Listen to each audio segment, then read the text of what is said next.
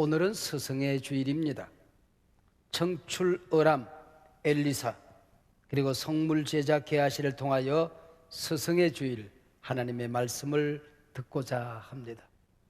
우리 모두는 누군가의 스승이며 누군가의 제자입니다.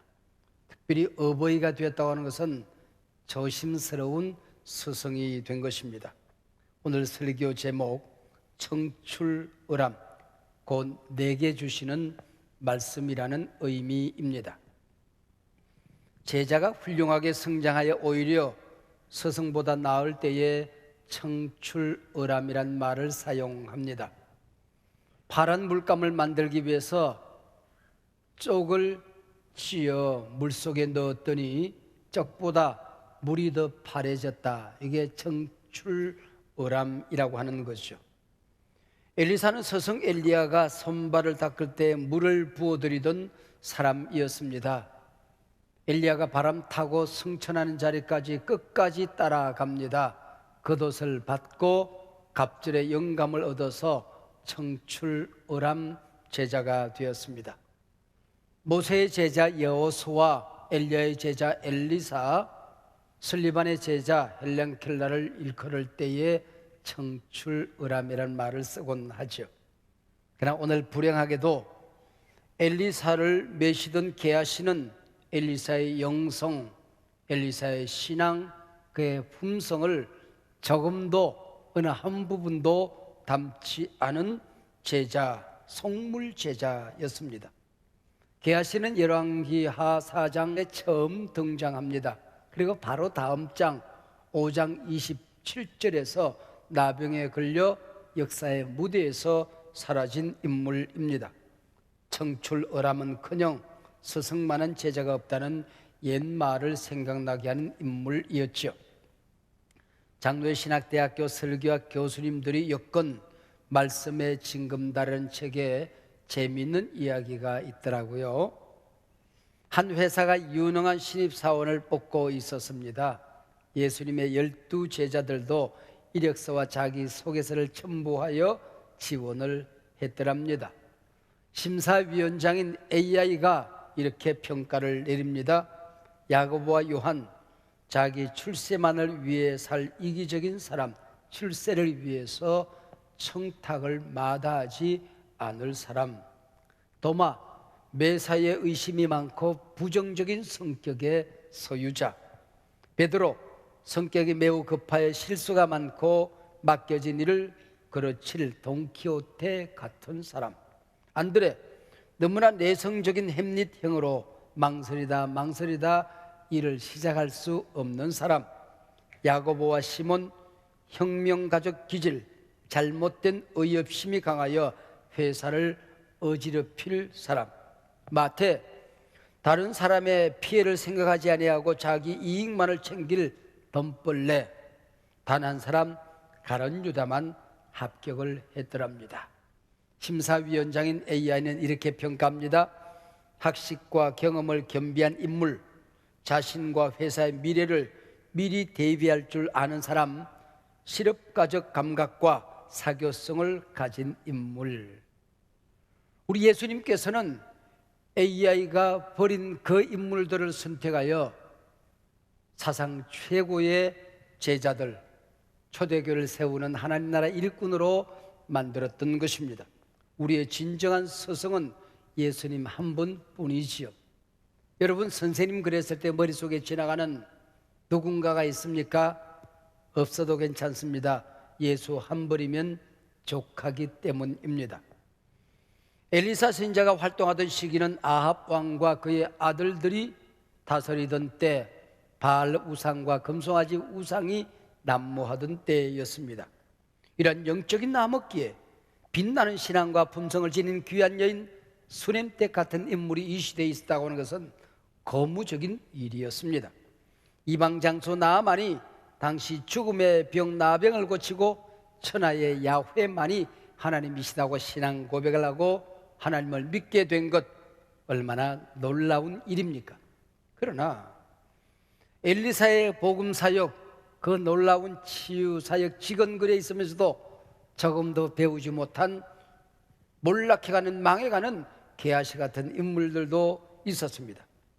이 두 사건에서 엘리사는 올바르고도 따뜻한 하나님의 거룩한 사람으로 등장합니다. 의로운 사람이, 올바른 사람이 따뜻한 사람이 된다는 것은 쉬운 일이 결코 아니죠. 제자 게하시는 냉정하고 차갑고 탐욕적인 제자로 등장합니다. 청출어람은커녕 스승의 신앙과 품성을 추호도 담지 못하여 마침내 저주로 인생의 막을 내리게 됩니다. 하루는 하나님이 주신 은혜의 선물, 수냄 여인의 아들이 일터에서 내 머리야, 아이고 내 머리야, 머리를 안고 쓰러집니다. 엄마의 품에서 숨을 거두죠. 얼마나 난감한 일이었을까요? 뭔 정신이 있었겠습니까? 죽은 아들을 선지자가 사용하는 침상에 눕혀두고 선지자가 머무는 갈멜산으로 허둥허둥 달려갑니다. 쓰러지듯 엘리야의 무릎 앞에 쓰러져서 다리를 붙들고 흐느껴 웁니다. 이 절박한 상황에서 스승 엘리사와 제자 게하시의 태도와 사역이 너무나도 다르게 소개되고 있습니다. 게하시는 달려들어서 스승에게서 이 여인을 떼어내 물리치려고 합니다. 참 냉정하고 사무적인 사람이었죠. 이 수냄 여인은 게하시에게 낯선 사람이 아닙니다. 스승이 이 가정에서 대접을 받을 때에 제자 게하시 또한 수차례 이 가정 이 여인으로부터 후한 대접을 받았던 사람 아니었을까요? 차가운 사역자 게하시와 대비되는 스승 엘리사의 따뜻한 마음과 태도를 보십시오. 엘리사의 발에서 여인을 떼어놓으려는 제자 게하시에게 스승 엘리사는 말합니다. 가만두어라. 이 귀한 여인에게 뭔가 괴로운 일이 있는 모양이다. 엘리사는 금방 이 여인의 고통과 괴로움에 동참하고 있습니다. 성경에서 이런 마음을 긍휼, 컴패션이라고 합니다. 상대의 아픔이 내게 다가와서 내 마음이 더 아픈 상태를 말하는 것입니다. 이것이 우리 하나님의 마음이요 우리 예수님의 마음입니다. 우리가 이 세상을 살아가게 될 때에 커다란 고통에 직면할 때가 있습니다. 누구에게도 얘기할 수 없는 아픔을 겪어야 할 때가 있습니다. 그때 달려나와 하나님의 허리춤을 붙들고 우리 예수님의 발을 붙들고 늘어질 때 우리 예수님은 결코 우리를 물리치는 분이 아니라고 하는 것이죠.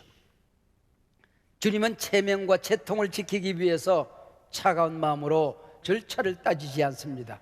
우리의 작은 신음에도 응답하셔서 어디가 아프냐, 내 힘든 일이 무엇이더냐, 어떻게 도와주련 주님께서 우리를 품어주시는 스승이라고 성경은 우리에게 소개합니다. 여기까지 설교를 준비하다 말고 저는 하나님 앞에 무릎을 꿇고 회개하는 시간을 가질 수밖에 없었습니다. 우리 곁에도 내 곁에도 내 머리야, 아이고 내 머리 하고 쓰러지는 사람들이 얼마나 많이 있었을 터인데 내가 게하시는 아니었던가 하는 자책의 시간이었습니다. 주님, 제가 많은 일을 감당하다가 일에 지쳐서 주님의 마음, 엘리사의 마음, 그 따뜻한 마음을 잃어버리고 살지는 않습니까? 뒤돌아보는 시간이 필요했습니다. 제 사무실에 가면은 새롭게, 이롭게, 바르게라고 써놓았습니다. 그러나 새롭게, 이롭게, 바르게 사역하다가 따뜻하게를 잃어버리지는 않았는가? 나 자신을 돌이켜보아서 이제 새롭게, 이롭게, 바르게, 따뜻하게 사역하는 목자가 되어야 되겠다는 생각도 하게 되었습니다. 엘리사는 하나님의 선물로 주어진 그 아들이 죽었다는 사실을 알게 됩니다. 엘리사는 하나님께서 말씀하지 않아 왜 이런 일이 이 가정에 일어나는지 알 수 없다고 말합니다. 아무리 능력 많은 선지자였지만은 하나님께서 가르쳐 주지 않아서 모르는 건 모른다고 대답하는 게 정직이죠. 결코 부끄러운 일이 아닙니다. 아무리 능력이 많은 선지자였지만은 할 수 없는 것은 나는 할 수 없다고 말하는 게 정직이지요. 그때 하나님께서 간섭하시고 역사하시게 되는 것입니다. 일이 중요하고도 긴급한 상황임을 파악한 엘리사는 게하시의 손에 자신의 지팡이를 들려 급히 아이에게로 보냅니다. 내 허리를 묶고 내 지팡이를 손에 들고 달려가라. 사람들을 만나도 인사하지 말아라. 사람들이 내게 인사해도 대답하지 말아라. 내 지팡이를 그 아이 얼굴 위에 올려놓으라. 열왕기하 4장 29절 본문의 말씀입니다. 이어투는 왕이 사신에게 명령할 때 내리는 준엄한 의도로 되어져 있습니다. 이 명령은 이스라엘 백성들이 출애굽 받은 날 그날 밤에 하나님이 주셨던 긴급한 명령형으로 되어져 있습니다. 엘리사는 스승 엘리야의 능력의 상징 겉옷을 물려받습니다. 그리고 갑절의 영감을 얻은 청출어람이었습니다. 지금 게하시가 스승 엘리사의 능력의 지팡이를 받은 것은 게하시에게 엄청난 기회입니다. 갑절의 영감을 다시 얻어서 이 게하시가 이 기회를 잘 살렸다고 한다면 우리는 엘리사 못지않은 또 다른 선지자 게하시를 볼 수도 있었을 것입니다. 그러나 게하시는 이 지팡이가 무엇을 의미하는지 몰랐습니다. 몰랐을 뿐만 아니라 생각조차 없었습니다. 보십시오. 게하시는 마치 기계처럼 달려갑니다. 그 지팡이를 죽은 아이의 얼굴에 놓치어 아무런 반응이 없습니다. 그 지팡이를 스승에게 돌려드리며 아무 일도 일어나지 않았다고 시큰둥 보고하고 손을 떼버립니다. 어떤 영감도 어떤 성령의 기름 부으심도 성령의 임재도 게하시에게는 일어나지 않았습니다. 이 사건은 예수님의 12제자 가운데에 가룟 유다가 있었듯이 엘리사에게 게하시 같은 제자도 있을 수 있다는 암시를 복선을 성경은 깔고 있습니다. 십자가는 우리를 구원한 구원의 능력이지요. 그러나 아무런 믿음이 없이 경외감이 없이 십자가를 목에 걸고 다닌다고 차에 걸어둔다고 무슨 능력이 나타나는 것 아니죠. 우리가 십자가를 목에 걸고 차에 건다고 하는 것은 우리가 구원받은 것이 하나님의 전적인 은혜요 십자가의 능력임을 기억하고 구원받은 사실을 한시도 잊지 않겠다는 경외감에서 달아야 하는 겁니다. 내가 어떤 일을 만나도 어떤 일을 당해도 십자가의 정신으로 살아가겠다는 믿음과 결단과 기도가 있을 때에 그것이 의미가 있는 것이겠죠. 엘리사의 지팡이가 갖다 놓기만 하면 죽은 아이가 벌떡 일어나는 여술이나 마술일 수는 없는 거지요.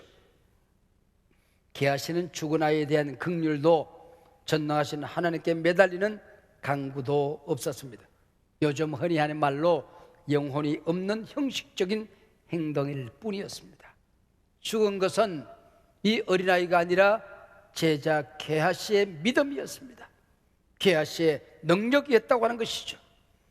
그에게 지팡이는 나무 토막일 뿐입니다. 게하시는 엄청난 기회를 잃어버렸습니다. 청출어람의 기회를 짓밟았습니다. 오늘 우리도 언제든지 게하시가 될 수 있다는 사실을 기억하고 살아야 합니다. 믿음이 없다면, 진실이 없다고 한다면 우리가 드리는 이 예배도, 우리가 섬기는 교회도 게하시의 지팡이가 될 수 있다는 사실을 기억해야 할 것입니다. 목사가 된 이 거룩한 직분도 장로로, 안수집사로, 권사로 임직받고 교회를 섬기는 이 임직조차도 임직에 대한 경외감을, 진실을, 믿음을, 의미를, 신학을 잃어버린다고 한다면 우리의 임직도 게하시의 마른 지팡이가 될 수 있다는 사실을 기억해야 될 것입니다. 하나님은 언약을 소중히 여기는 분이십니다. 언약을 어기는 자를 하나님은 싫어하십니다. 엘리사가 엘리야를 명세코 떠나지 않아서 성령의 기름 부으심 갑절의 영감을 받았던 것처럼 엘리사에게 매달려서 결코 맹세코 선지자께서 우리 가정에 가지 않으면, 우리 아이를 살려내지 않으면 제가 이 자리를 떠나지 않겠습니다. 매달렸던 사람은 게하시가 아니라 바로 수넴 여인, 귀한 여인이었습니다. 하나님의 선물이 사라질 위기, 아이가 죽었다는 이 위기 상황은 커다란 비극이지만은 또 한편은 기회일 수가 있는 겁니다. 게하시는 그 기회를 사지 않았습니다. 지금 세계는 비욘드 코로나 뉴 노멀이라는 문명사적 대전환기에 접어들고 있습니다. 한마디로 말하면 세계 위기, 전방위적인 위기입니다. 세계는 지금 전쟁으로 인한 동서진영 간의 갈등이 고조되고 있습니다. 거기다 경제 위기까지 몰아치고 있습니다. 국내에서도 재난 상황을 겪고 있습니다. 극단적 진영 대결로 치러진 대통령 선거를 마치고 새 정부가 들어섰습니다. 다시 지방자치단체장 선거, 교육감 선거 보름 앞으로 다가오고 있습니다. 사사건건마다 성경은 뭐라고 말씀하시는지 성명서와 목회서신을 내야 하는 입장에 저는 서 있습니다. 한국교회는 이때 무엇을 어떻게 해야 하는지 대답을 해야 하는 위치에 서 있습니다. 시시때때로 제 머리를 부둥켜 안고 내 머리야, 아이고 내 머리야 쓰러지고 싶을 때도 있습니다. 그러나 분명 저는 이 위기 상황이 무거운 짐이기도 하지만 한국교회의 기회라고 저는 생각을 하는 겁니다. 위기 상황을 대하는 자세에서 엘리사와 게하시 두 사람은 극명하게 나누어지고 있습니다. 게하시는 믿음도 정성도 진지함도 간절한 기도도 없었습니다. 이 위기 상황 속에서 한국교회의 복음적인 성경적인 스탠스를 분명히 밝히고 갈 수 있다고 한다면 끊어진 다리는 이어지게 될 것이고 길은 만들어지게 될 것이고 한국교회는 새로운 신뢰를 만들 수 있다고 저는 믿는 사람입니다. 엘리사를 보십시오. 오늘 본문 4장 32절로 35절에 있는 말씀입니다. 엘리사가 집에 들어가 보니 아이가 죽었는데 자기의 침상에 눕혔는지라. 들어가서는 문을 닫으니 두 사람뿐이라. 엘리사가 여호와께 기도하고 아이 위에 올라 엎드려 자기 입을 그의 입에, 자기 눈을 그의 눈에, 자기 손을 그의 손에 대고 그의 몸에 엎드리니 아이의 살이 차차 따뜻하더라. 엘리사가 내려서 집안에서 한번 이리저리 다니고 다시 아이 위에 올라 엎드리니 아이가 7번 재채기를 하고 눈을 뜨니라. 예수님에게서나 가능한 일이 여기서 일어나고 있는 것입니다. 절대절명의 위기 앞에서 엘리사는 스승 엘리야의 기도를 기억해냈습니다. 죽은 아이 몸 위에 자신의 몸을 던지는 것입니다. 시체를 만지는 것은 율법이 엄히 금하는 일이나 이 율법을 뛰어넘어야 했습니다. 이 모습은 갈멜산에서 3년 6개월 동안 비가 내리지 않는 그 땅에 비를 달라고 하나님 앞에 무릎 꿇고 온몸을 웅크리고 매달렸던 스승 엘리야의 기도를 지금 기억하고 있는 것입니다. 이 기도는 죽은 아이와 자신을 한 몸으로 동일시하는 사건입니다. 고통과 슬픔 중에 있는 아이의 부모가 되어서 거룩한 정보 기도를 지금 드리고 있는 것입니다. 온몸을 던진 이 기도에 아이의 몸이 조금씩 따뜻해지기 시작합니다. 창세기 하나님께서 아담을 빚어 만드시고 그 코에 생기를 불어넣으니 생명이 된지라. 생명이 지금 새롭게 잉태되는 순간입니다. 에스겔 골짜기 마른 뼈들이 움직이고 모이고 살아나는 시간과도 같은 역사적인 순간입니다. 예수님께서 재림하시는 그날 땅속에 먼지가 되어 흩어졌던 우리의 모든 뼈들이 모아지고 피가 흐르고 생명이 다시 살아나는 귀한 역사의 순간을 지금 우리는 보고 있는 것입니다. 그 다음 장면이 참 인상적입니다. 엘리사는 방 안에서 왔다 갔다 하며 다시 정보기도를 올립니다. 하나님 임하소서, 주님 역사하소서. 이 백성들 가운데 하나님의 살아계심을 보여주시옵소서. 이 아이를 살려달라 기도합니다. 다시 아이 위에 올라 엎드리니 아이가 7번 재채기를 하고 눈을 뜨니라. 할렐루야. 주님께서 이 아이를 살려내시는 것입니다. 저는 오늘 서성주일 본문을 읽고 묵상하다 보면 내가 본문 속으로 빨려 들어가 본문 어디에선가 서 있는 듯한 착각을 느끼게 되는 것입니다.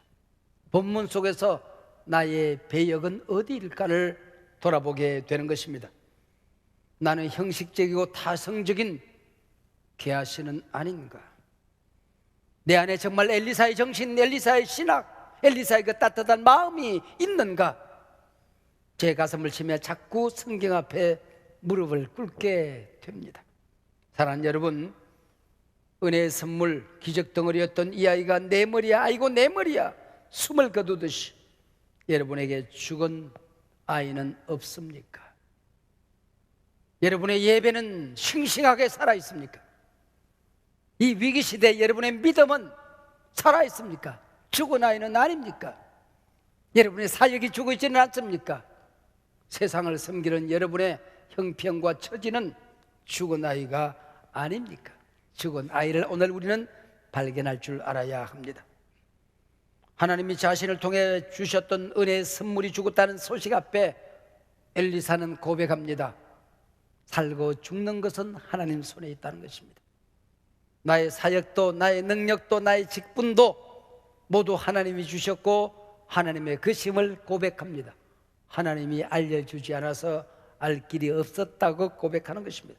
그리고 죽은 아이와 자신을 동일시하며 온몸을 그 위에 던져서 생사를 던지는 것입니다. 나만이 치유받고 하나님을 만나고 엄청난 선물을 가져오지요. 여러분, 선지학교를 섬기다 보면 왜 돈이 필요하지 않았겠습니까? 그 돈이 뇌물도 아닌데 왜 그 큰 돈을 깨끗이 엘리사는 거절한 것일까요? 이방인에게 구원은 공짜로 오직 하나님이 주는 것임을 가르치기 위함이었지요. 구원의 진리를 가르치는 일이 어찌 세상의 은근 부하로 될 일이겠습니까? 이 어마어마한 재물을 거절함으로 이 귀한 진리를 이방 땅에 전한 것이었죠. 저는 죽은 아이의 얼굴에서 한국 교회의 미래를 봅니다. 다음 세대 우리 자녀들의 얼굴을 만나게 되는 것입니다. 우리 사회 정치의 현실이 어둡기만 한 죽은 아이처럼 다가옵니다. 미국, 중국, 러시아, 북한, 일본 주변국들과의 내일이 정말 외교 무대에서 살아 움직일 것인가? 자꾸 눈물이 납니다. 하나님의 다리를 붙들고 수냄 여인처럼 살려달라 애원하고 싶어졌습니다. 위정자들, 권력은 하나님이 잠시 맡겨주시는 것, 하나님의 것임을 똑똑히 기억해야 하는 겁니다. 새 대통령도 절대 다수당이 된 민주당도 하나님을 두려워할 줄 알아야 됩니다.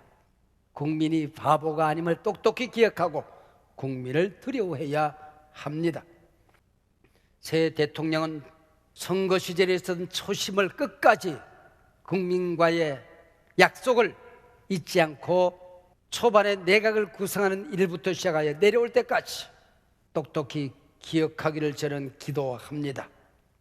민주당도 다수당의 교만을 버리고 오직 나라를 사랑하는 한 마음으로 어느 것이 나라를 사랑하는 길인지 똑똑히 기억해야 할 것입니다.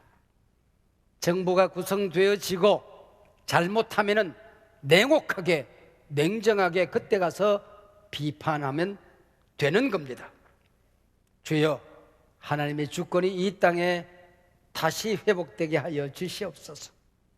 한국교회가 죽은 아이를 부둥켜 안고 죽은 아이의 몸이 따뜻해지고 재채기를 하고 숨을 쉬게 만드는 생명의 공동체, 능력의 공동체로 다시 일어서게 하여 주시옵소서.